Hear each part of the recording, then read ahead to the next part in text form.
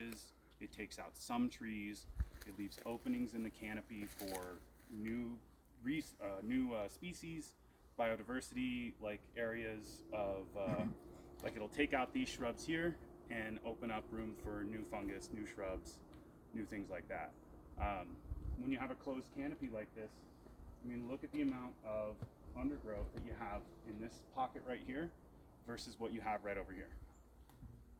That's what happens when you have an open canopy.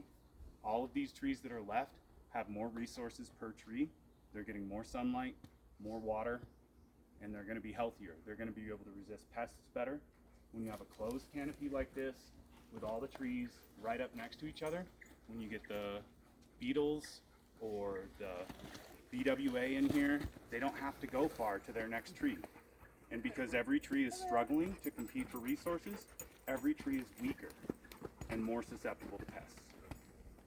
Can you describe to me and to this group what you're going to do in here, how you do it? We're not treating this area, but we can go right up here to the corner and look at what we are. Okay. Yeah. Yep. And why is this area that we're focusing on right now? This is not your land. This is, I believe, Talisker Corp. Okay. I would highly recommend collaborating with your neighbors, though, because this directly affects so your it's community. kind of like, to me, this is like your upstairs neighbor not doing, like, protecting their house, and you live downstairs, and you're going to get a flood. Takes a community effort, absolutely. Well, so This is where we are, right here. We're on this. okay. That's Talisker here. But if there's nothing done here, then regardless of what we do, is that not futile? No, that's not true at all. This is still a place where fire's going to naturally die down because it's losing energy. There's less vegetation. Okay. But it's also a place that firefighters can protect from. We could burn, do a backfire here, send fire away from the community. We could bring retardant planes right here on your open cut where it's actually going to reach the ground Okay.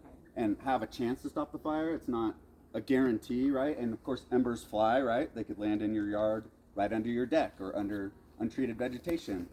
Fires travel a long way. But from a flaming front perspective, it absolutely matters.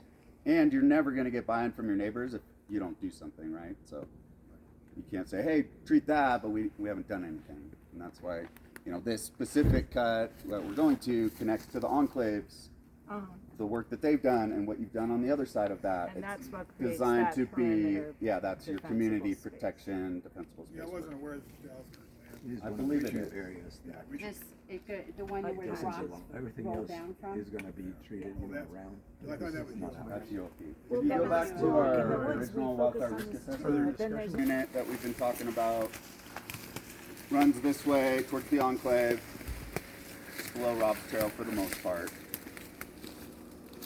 What you see here is very similar to what you're standing in, right? And so this is a pretty good example of what we're trying to accomplish with this piece of ground.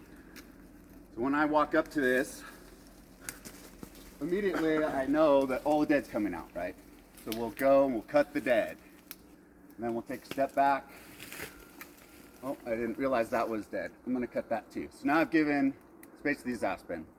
I'm also trying to reduce conifer generation in the aspen stand. I'm gonna take out these 3 little conifers. Now we'll open it up to look like this.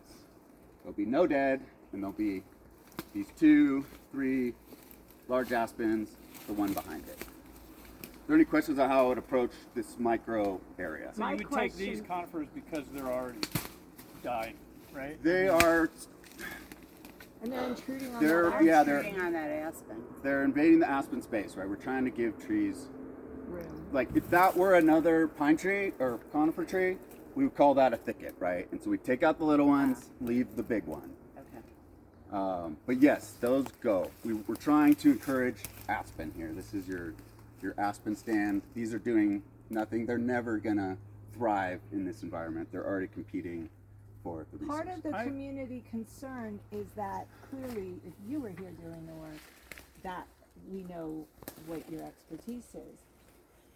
I can't imagine that everyone that was hired to do the work on the trail over the last couple of years had that level of experience that they can make those decisions on the spur of the moment.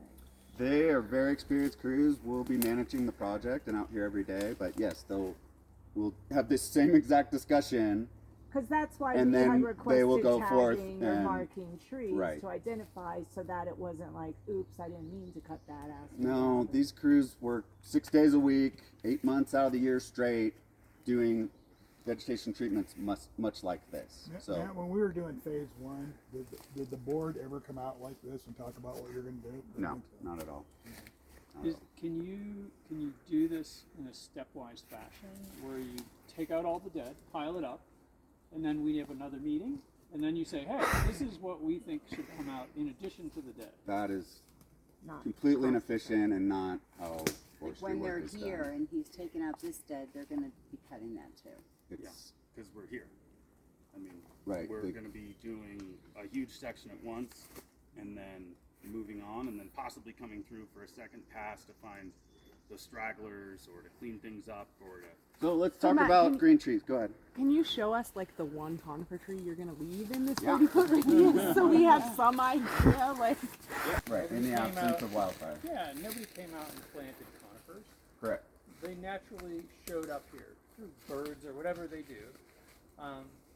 Why do you consider this not natural?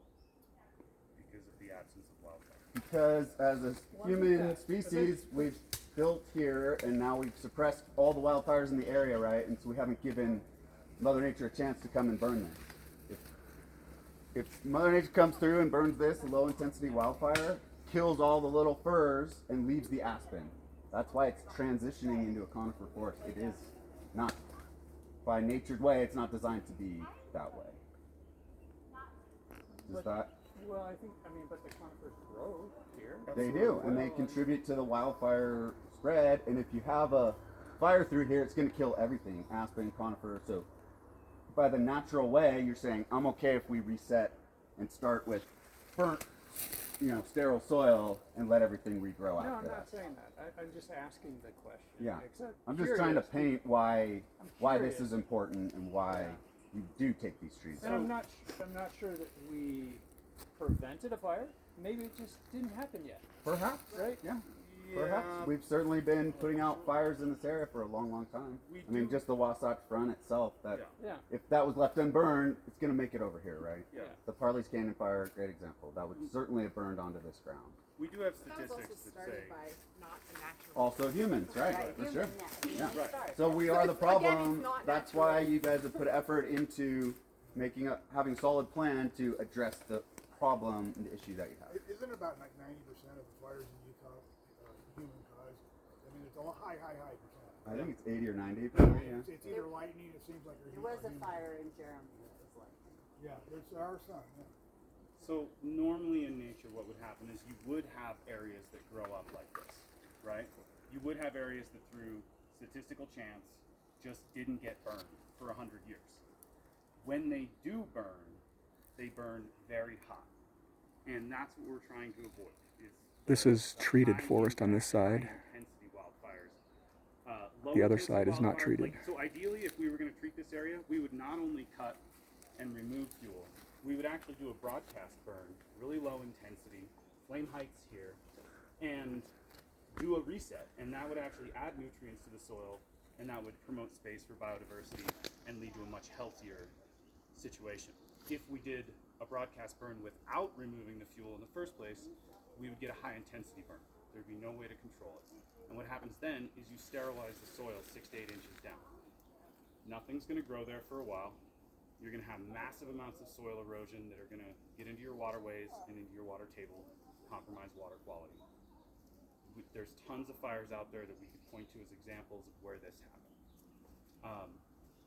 In nature, when places like this do grow to that level, this level of stagnation, they burn like that. And then you get pockets where maybe all the soil washes away and it's bare rock for 50 years, right? Until it does its reset. That's the mosaic, right? Where you have areas of low intensity fire, no fire, high intensity fire, and they're all right next to each other based on the weather, the topography, the fire behavior that day.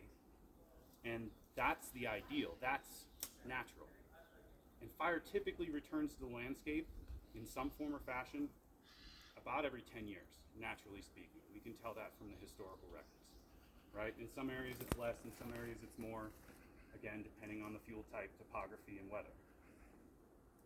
So this isn't totally unnatural, but to see it in this scope, like this amount of land, this whole entire valley here, untouched by fire for a century, that's where you're getting into unnatural territory. And that's where, especially with the topography here of being in a canyon, it could lead to extremely high intensity fire behavior. So I think I'm just thinking logically that if you have a good canopy, then the ground is going to stay more moist in general, because the sun's not going to dry it out. Yeah. And in that case, you have less chance of fire. Right. Is that not true? It is true. Until you get to the confluence of topography, weather, and then fuel. So what you're describing is just one portion of the fire triangle, the fuel. And yes, this understory here is going to retain a lot more moisture. But what happens when it's August and there hasn't been rain for 2 months and it's been triple digits for 2 months? It will burn. Right, but once you remove the canopy, then you increase the risk of this burning. You don't, because look at the regeneration. That's all moist, green, beautiful, open. So you've actually decreased it, not only because there's no fuel loading, but all of that low shrubbery is holding the moisture. Okay. It's not one or the other. They both provide that same effect. Please don't take these comments. No, these are great as- questions. I mean, Absolutely. as Hey, Matt, being correct me if against I'm this. I wrong, just but- want to know. No, and that's as important If you for have it- everybody to be able to explain it as well, because people are going to ask these questions. When you have the conifers, I've read, and I'm interested in the professional view, that the conifers will trap the snow, and then it sublimates, and so you don't get as much moisture That is on the floor of the forest. very true. Less snow reaches the forest floor because it sublimates, evaporates off the tree, so ends up less water in the reservoirs, right, or less moisture in the soil. Yeah, I think somebody asked of this stand here, like which trees would you say? Yep, I think we were getting to that, but we just stopped. Yeah, right. So right now, it's just aspen. There's nothing here that wouldn't be kept. I mean, All the aspen, anything with a white trunk will be kept. Okay, but like this is 15 inches and more than 30 feet tall. this is actually about a 10 to 12 inch DBH. Yeah. But it is more than 30 feet tall. And if we're looking at trees to leave, this would be a good example. But then we wouldn't leave any other conifers within 30 feet. So this guy, if it's healthy, I mean, it looks pretty healthy to me. I don't see the marks of the fur engraver beetles. I don't see any like wool from the BWA.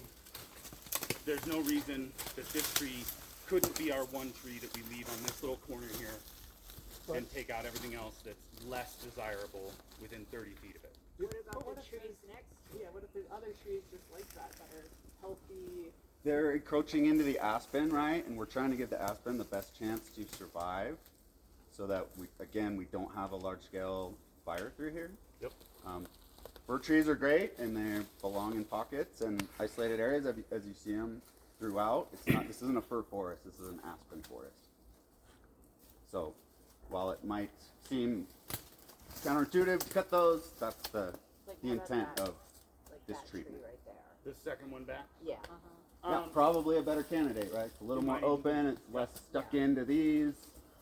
So your guys would know to leave that. The spec is set, it's really easy to reproduce, right? And It's- nobody really wants to do all the extra work. of Yeah, we're taking not extra trees. trying to cut more trees than is necessary. That's a Then very why good point. couldn't you leave that one that's slightly less than This 30 one? feet? The one that you pointed to, that would be. I had more, 'cause I know that I value that.